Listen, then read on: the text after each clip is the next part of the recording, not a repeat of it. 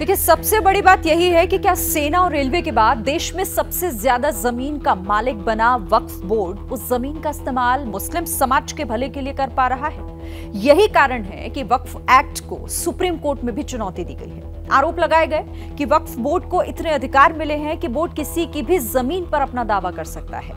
हाल ही में ऐसे कई मामले सामने आ चुके हैं। घंटी बजाओ की अगली रिपोर्ट में आपको दिखाते हैं कि वो क्या कारण हैं जिनके कारण वक्फ बोर्ड पर देश भर में सवाल उठते रहे।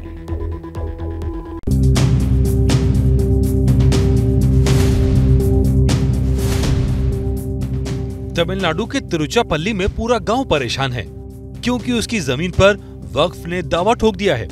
यहां तक कि 1500 साल पुराने मंदिर पर भी वक्फ ने दावा कर दिया है, जिस पर जमकर विवाद हो रहा है। यह है दिल्ली का कदीमी मुस्लिम कब्रिस्तान। आरोप है कि यह जमीन डीडे की थी, जिस पर अतिक्रमण कर कब्रिस्तान बना दिया गया। इसमें आप नेता सोमनाथ भारती का नाम भी उछल रहा है। तकनीकी रूप से कब्रिस्तान बनने के बाद यह जमीन वक्फ की हो जाती है। वहीं वक्फ की जमीन पर अवैध कॉलोनी बसाने का आरोप है। दिल्ली में आम आदमी पार्टी के नेता अमानतुल्लाह खान पर भी दिल्ली वक्फ बोर्ड का चेयरमैन रहते गड़बड़ी का आरोप लगा है। आरोप है 15 प्रॉपर्टी का घपला किया और 32 लोगों को गलत तरह से नौकरी पर रखकर 3.25 करोड़ रुपए बांट दिए गए। यही हाल उत्तराखंड में नजर आया, जहां वक्फ बोर्ड ने तय किया कि उन जगहों पर बुलडोजर चलेगा जहां जहां उसकी जमीन पर अवैध कब्जा किया गया है।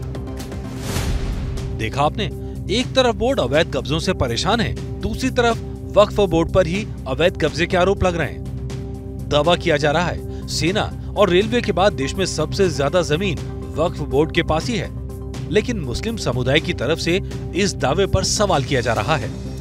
Waqf board are not a owner of single square feet of land in any part of India according to the Waqf act.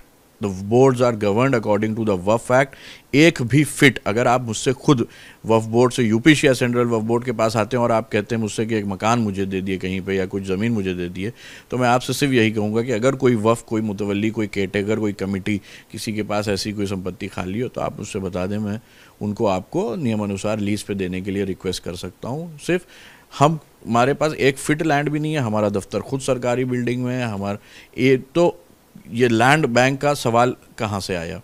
हम सिर्फ केयरटेकर हैं, उसको एडमिनिस्टर करते हैं बेहतर मैनेजमेंट के लिए। वक्फ एक्ट में जितनी हमारे पास पावर दी गई है हम सिर्फ उसका ही एक्सरसाइज करते हैं। वक्फ बोर्ड पर आरोपों की फेहरिस्त लंबी है। बीजेपी नेता अश्वनी उपाध्याय का दावा तो यहाँ तक है कि जमीन पर कब्जे की धमकी देकर वक्फ बोर्ड आदिवासी और पिछड़े इलाकों में धर्म परिवर्तन और पैसे उगाही जैसे काम कर रहा है। इसीलिए 27 साल पहले मिली इसकी शक्तियों की कानूनी वैधता फिर से देखनी चाहिए। हालांकि इसे मुस्लिम समुदाय रिजेक्ट कर रहा है।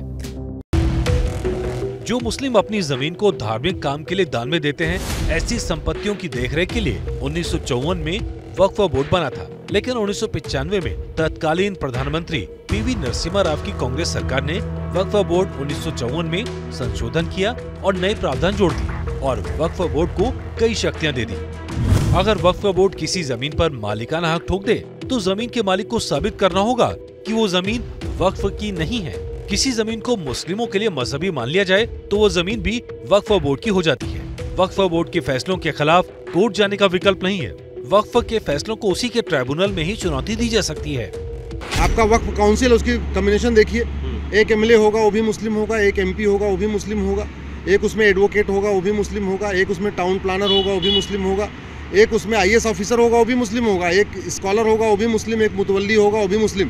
तो इस तरीके के कॉम्बिनेशन के सामने तो कहने का मतलब जो वक्फ बोर्ड है वही चोर, वही दरोगा और वही जज, तीनों वही काम कर रहा है। बीजेपी और बीजेपी के माइंडसेट वाले लोग वक्फ संपत्तियों को ये बताकर कि साहब ये वक्फ संपत्ति नहीं है, मुसलमानों को उनसे वंचित करना चाहते हैं। ऐसे ही बयानों की वजह से वक्फ की संपत्ति को लेकर विवाद बढ़ता जा रहा है। ऐसे में कहा जा रहा है यूपी में सर्वे से दूध का दूध और पानी का पानी हो जाएगा, लेकिन कुछ नेता सर्वे को विवादित बनाने पर तुले हैं। जैसे ही घड़ी का काटा दोपहर 2:30 पे आए, बबीता जी का दिल सास बहू साजिश के लिए मचल जाए। और ये है इनकी बहू पूरे दिन ऑफिस की टेंशन हो जाए गॉन जब ये करें अपना फेवरेट शो फ्री टाइम पे ऑन। इनकी तरह आप भी देखिए अपना फेवरेट शो अपने टाइम पर और डाउनलोड कीजिए एबीपी लाइव ऐप अपने स्मार्ट टीवी पर।